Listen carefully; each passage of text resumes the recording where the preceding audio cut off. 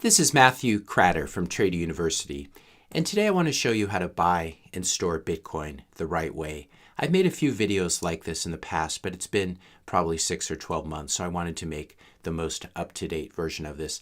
I should say from the outset that I'm not being paid or otherwise compensated in any way by the companies that I mention in this video. I'm just a customer of them, like anywhere else, and I do this in order to remain completely objective. So the most important principle to remember when you're buying Bitcoin, and a lot of people still don't get this, especially newcomers to the space, is not your keys, not your coins. Not your keys, not your coins. And what this means is that if you have to ask for someone's permission to move your Bitcoin, then you don't control your own private keys. This is one way. People are always asking me, well, do I control my own private keys? And if you have to click something on the website, get permission from the company to move your Bitcoin, as you do with Coinbase, for example, you do not control your own private keys. When you do hold your own private keys, and I'm going to show you how to do that, you can sign off on a transaction, and then you're actually in control. So the most important thing to remember is when you buy your Bitcoin, don't leave it where you bought it. Don't leave it on the crypto exchange where you bought it. Don't leave it inside the app where you bought it. Don't leave it on Coinbase, PayPal, Cash App, BlockFi, Gemini, Kraken, any of these exchanges. Before you buy your Bitcoin using any service, be sure to make sure that they will allow you to withdraw the Bitcoin. So for example, right now, you cannot buy Bitcoin on Robinhood and withdraw it. The only way to exit your position is to actually sell it. And this has really hurt a lot of people in the last year who wanted to move their Bitcoin, but it had appreciated a lot. And so when you sell your Bitcoin, at least in the US, you need to pay capital gains taxes, and then you end up with less money to buy back in. So this is a real problem. It looks like Robinhood may soon enable crypto wallets for the first time. I'm not a huge fan of Robinhood, so I would suggest using another service. But right now, if you buy your Bitcoin on Robinhood, you're going to be in big trouble because you won't be able to move it off of Robinhood. So here's the plan. This is what we're going to do. We're going to buy Bitcoin using the Strike app, and I'm going to show you where you can find that, how you can download it. And then after we buy the Bitcoin, we're going to withdraw it and hold it on a hardware wallet called a Trezor. Now, why do you hold it on a hardware wallet? A hardware wallet is not connected to the internet directly. It's something you plug into a USB port on your computer, and it's what's called a cold wallet or cold storage. You may have heard this term. What this means is it's not directly connected to the internet. If you have a hot wallet on your phone or on your browser, there's nothing wrong with that for small amounts of money. You can think of a hot wallet as something like the amount of money you would carry in your wallet or in your purse, maybe a few $100s at the most. But you're probably not walking around with a lot more than that. And this is the same thing. Our hardware wallet is where you can store Bitcoin for the long term as a hodler. A hardware wallet does not store your Bitcoin. It actually stores and holds your private keys. Your private keys are a very long number that would be impossible for most people to memorize, and it'd be very prone to mistakes. And so instead, a hardware wallet is a solution for storing your private keys. Now, your ownership of Bitcoin is just an entry on this open global ledger that we call the Bitcoin blockchain. And the way you own Bitcoin is you actually control the private keys for that Bitcoin. So if, for example, you share your private keys or your recovery seed, which we're going to talk about, if you share your private keys with someone, they can take your Bitcoin. They can move it to an address that they control. So it's very important to hold your own private keys. If you buy Bitcoin on Coinbase and leave it there, Coinbase controls your private keys, and as such, you are reliant on them giving you access to your Bitcoin when you want it. If the US government comes along and says you're a bad person and tells Coinbase to freeze your account, it doesn't matter that you own this amazing decentralized cryptocurrency called Bitcoin. You will not be able to move it because Coinbase controls your private key. So the whole point of Bitcoin is to become your own bank, to regain your financial sovereignty and not be dependent on large companies like Coinbase or Kraken or Gemini. Now, as I said, owning Bitcoin means that you hold the private keys and can move it around, can send it. You can move your Bitcoin to another address that you control, or you can send it to someone else in exchange for goods and services, which we often call spending. People sometimes are confused by this. When you send your Bitcoin, it can be sending it to yourself, or it can be a form of spending if you send it to a merchant or send it to a friend or someone else in exchange for goods and services. So we're going to be using the Strike app. I'll link to it below. It's just strike.me. This will eventually be rolled out everywhere. I believe right now it's mostly just available in the US. Nice thing about this app, it's run by, first of all, the company's run by a good guy, Jack Mallers, who's a real Bitcoiner, doesn't waste his time with the other cryptocurrencies. And they also have very, very low fees, very low commissions. So if you go to the download page here, you can see you can download for iOS, Android, and also Chrome. And just to make it easy for the purposes of recording this video, I'm going to be using the Chrome browser extension. And so let's go ahead and do that right now. Let's buy some Bitcoin. I'm going to do it against the backdrop of Clark Moody's Bitcoin dashboard. We can see the price here is about 61,260 as I'm recording this. And I want to have the price up here so I can show you the spread that Strike is taking. So again, I've already downloaded the Strike extension right here. I'm going to click on this, and then I'm going to click on the Bitcoin tab at the bottom. This will take me to this page. I've already added cash. What happens when you download this app? This is a KYC app, obviously. You'll need to give them your name, and you'll need to also link it to a bank account, maybe link it to your checking account, and then you can move some dollars or some cash, some fiat cash into this and use it to buy Bitcoin. I just did a small $10 test transaction here, and I'm going to show you how it works. So what we do if we want to buy some Bitcoin, we first add the money. So you'll go to this account right here where it says this little person here. You'll link your checking account. You'll move whatever amount of money over that you want to move. And then once you have the dollars or the euros sitting inside the Strike app, we'll just click buy. I moved over $1,000. I already bought $10 worth of Bitcoin, so I'm just going to buy the remainder. We can see here that the price that they're quoting me is 61,371. We're paying a small spread above the sort of the open market price of Bitcoin. So instead of paying a commission, we pay a small spread. I believe it's about 30 basis points, about 1/3 of 1%.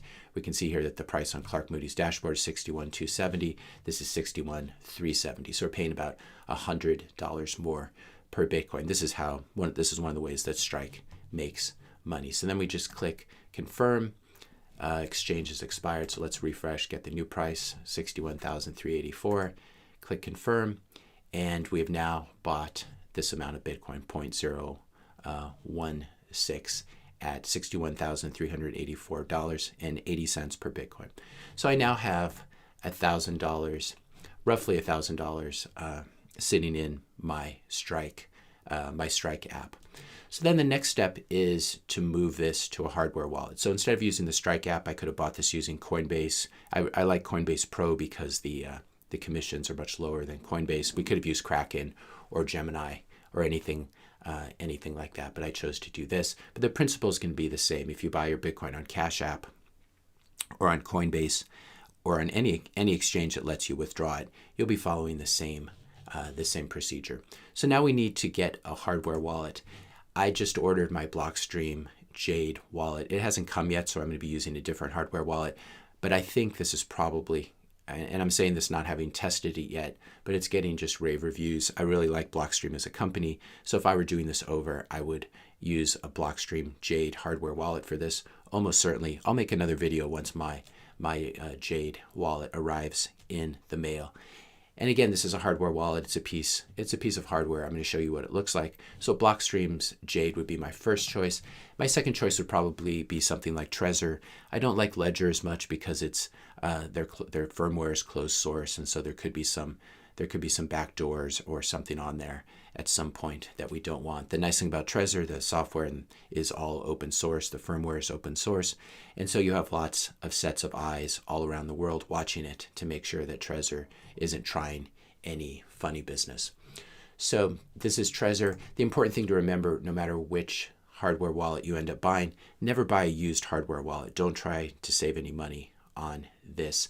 Never buy a hardware wallet from anywhere except the company's website. Some people have asked me, can you buy it from the company on Amazon? It's probably okay. I personally prefer to go directly to the company. The fewer middlemen involved, it's much better for your privacy, and it's a way of also reducing the risk that your hardware wallet has been compromised in some way. If you buy a used hardware wallet, there's a good chance that, or there's a reasonable chance that someone will have inserted some bad hardware or malware, firmware on there, and they could use that to take your Bitcoin. Once someone knows your recovery seed, as we said, or your private key, they can take your Bitcoin. So all you need to do if you're a criminal is you insert some malware on a used hardware wallet. You send it out to someone you give them a really good deal on it. They put their Bitcoin on it. You send a little alert to yourself and you move it. Again, that's criminal activity, not recommending it. But this is why you want to buy a brand new hardware wallet. So Trezor currently offers two kinds of hardware wallets. There's the Trezor One and the Trezor Model T. Trezor One currently retails for $63, 53 euros. This one is pretty good. I prefer the more expensive one. It's not going to fit into everyone's budget. I like the Trezor Model T just because it's a little easier on my eyes. It's got a nice screen here. It's currently about $195, 164 euros. The other advantage of the Blockstream Jade is I think it's about $50 if I remember correctly. And so that's another real advantage to that. But if you want to go with Trezor, you can do the Trezor Model 1 or the Trezor Model T. You buy it, you have it shipped to your house, or maybe you have it shipped to a more anonymous location. And then I'm going to show you what you do once you get your Trezor. You go to Trezor.io once you get it in the mail. You open it up, you make sure that the seal on it, there'll be kind of a holographic seal over one of the ports. You want to make sure that that's there to make sure it hasn't been tampered with. And you'll click right here where it says, I already own a Trezor. And then what I do is I go up here to Trezor Suite for web in the upper right-hand corner here. I don't really want to download the desktop app because I think it's somewhat unnecessary. So I'll click right here, and what will happen then is, again, my Trezor is connected to my USB port. I'm going to set up the Trezor.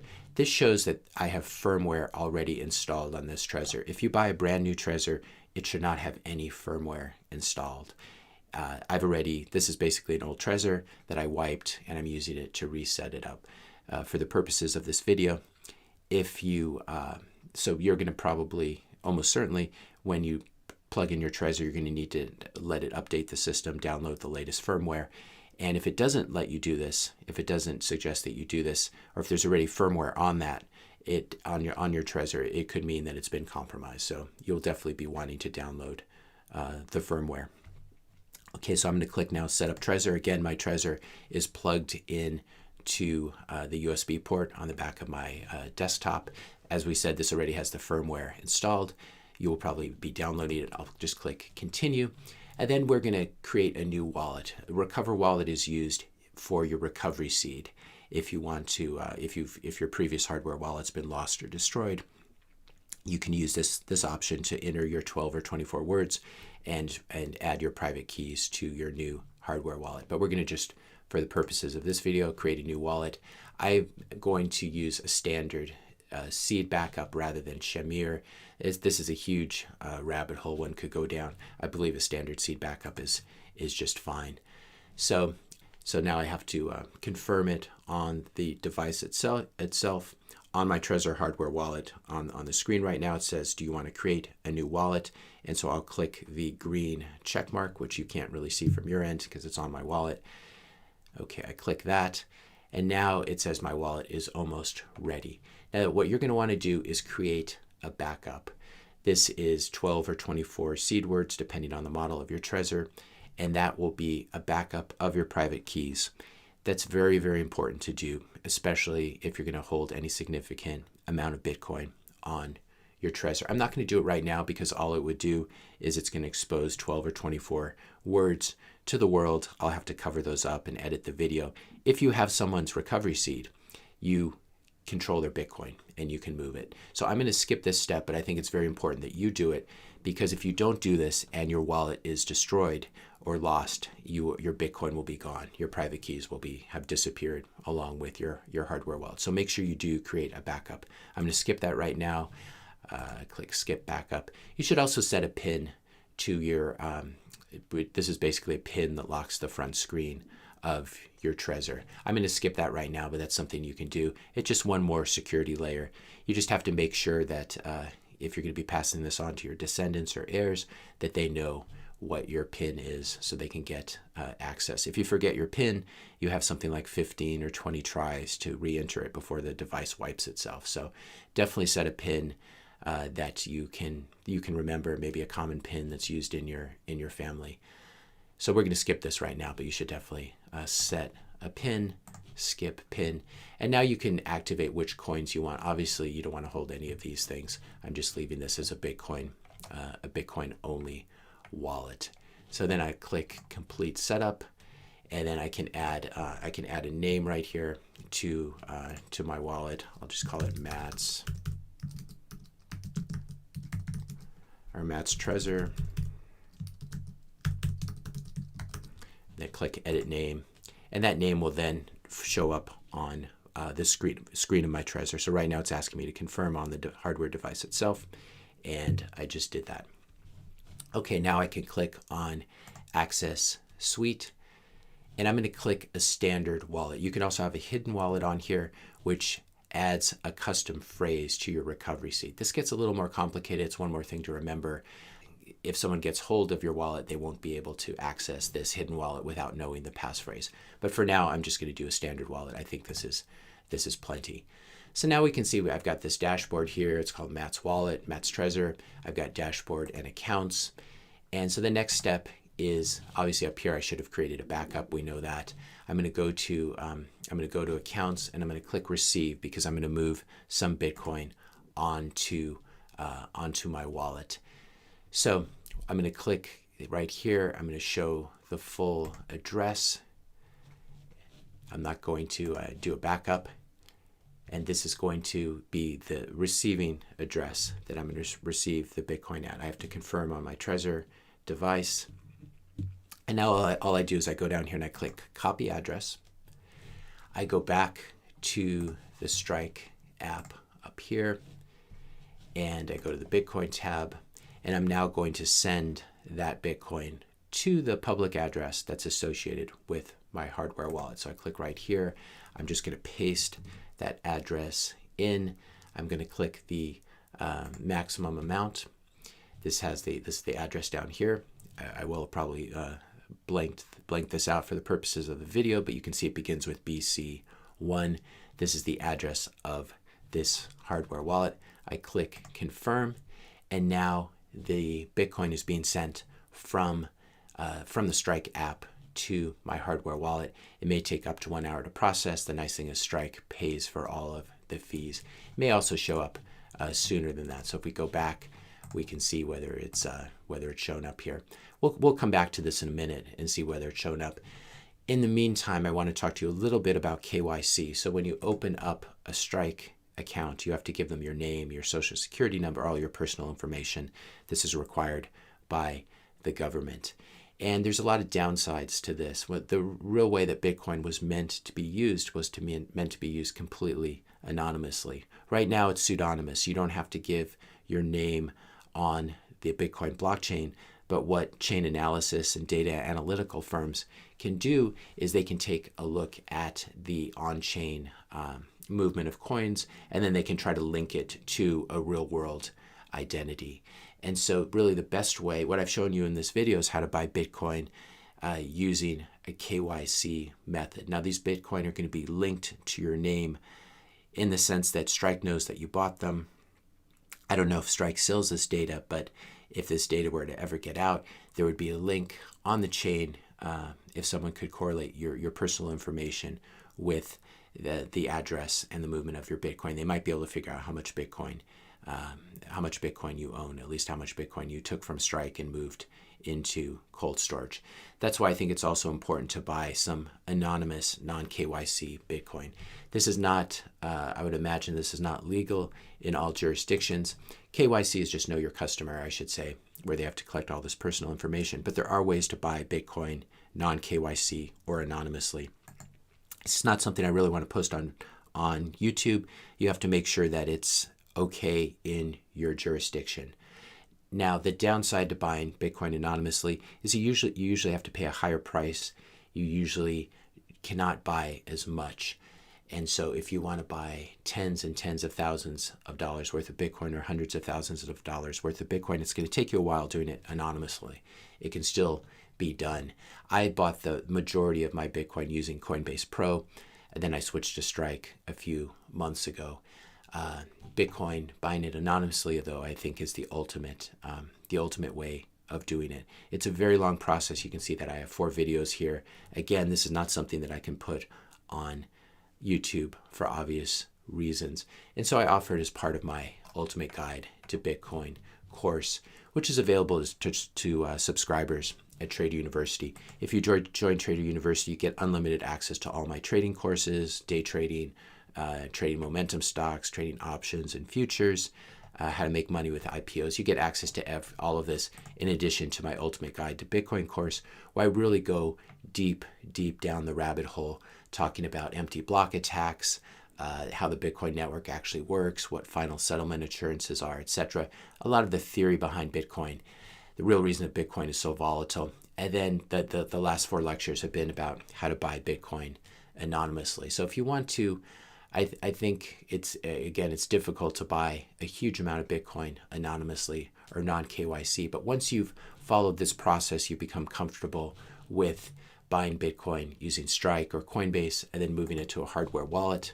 We'll take a look here and see if our Bitcoin has arrived yet. Hasn't arrived quite yet. Once you get used to doing it this way, that you can take the next step and really go a little further down the rabbit hole and learn how to buy Bitcoin anonymously. So you have some Bitcoin, assuming it's legal in your area, so you have some Bitcoin that no one can ever know that you have, assuming you follow best privacy practices. So if this is something that interests you, you can click on the link in the description notes below. It'll take you to the Bitcoin course page. You can check that out. You can click the second link. It'll take you to the join page. You can click on any of these courses to see what the lectures involve. And then if this is something that interests you and you'd like to try it out, you can scroll all the way to the bottom down here, click Get It Now. That'll take you to the checkout page. Normally access to the Bitcoin course, as well as all my other courses, my list of momentum stocks, my list of favorite my list of favorite long-term investments. All of this, you can get access to all of this for just $125 per 30 days. But I want to give you a special coupon code because you've watched this video all the way to the end. Click right here where it says have a coupon code. Type in YT as in YouTube 99. Click update. That will take $26 off the price. So you'll get access to everything for just $99. That includes the Bitcoin course, including how to buy Bitcoin anonymously, all my other courses, my list of momentum stocks, and my list of favorite long-term investments where you can buy them. You can basically set and forget them. So that's Trader University. I'd encourage you to first watch all of my free videos on YouTube. You can also check out my books on Amazon, just under Matthew Kratter, Trader University.